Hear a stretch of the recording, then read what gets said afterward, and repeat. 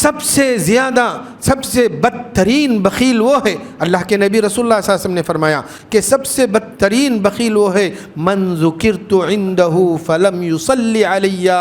جس کے سامنے جس کے کانوں میں میرا نام آیا لیکن مجھ پر اس نے درود نہیں بھیجا۔ من ذکرت عنہ فلم یصلی علی، جس کے سامنے میرا ذکر ہوا، میرا نام آیا، محمد کا نام آیا، لیکن وہ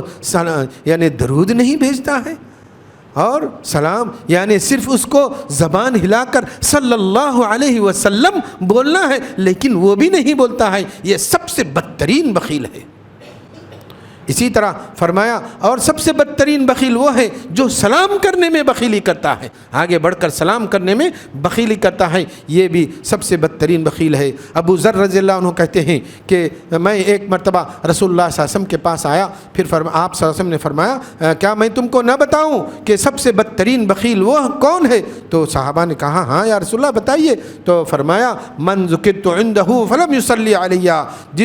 جس کے سامنے میرا ذکر آئے لیکن وہ مجھ پر درود نہ بھیجے، تو یہ بھی جو ہے سب سے بدترین بخیل۔ تو بہرحال بخیلی کی یہ بہت بری صفت ہے آدمی کے اندر، ہم دیکھتے ہیں، تو ایسی صفت سے اللہ تعالی ہم سب کو بچائے، ہم سب کو یہ جو آیت میں نے پڑھی، اس آیت میں اللہ تعالیٰ فرماتے ہیں کہ جو اپنے نفس کی بخیلی سے بچا لیا گیا، تو نفس میں بخیلی کا جذبہ پیدا ہوتا ہے۔ آدمی کو ہوشیار رہنا چاہیے، جہاں نیک کاموں میں خرچ کرنے کا موقع آتا ہے، خیر خیرات کرنے کا موقع آتا ہے، جو اس کے اندر شیطان جو اس کو سمجھاتا ہے، سجھاتا ہے نہیں کرنا، تو اس کو ختم کر کے، اس وسوسے کو ختم کر کے کچھ زیادہ ہی نکال کر اس کو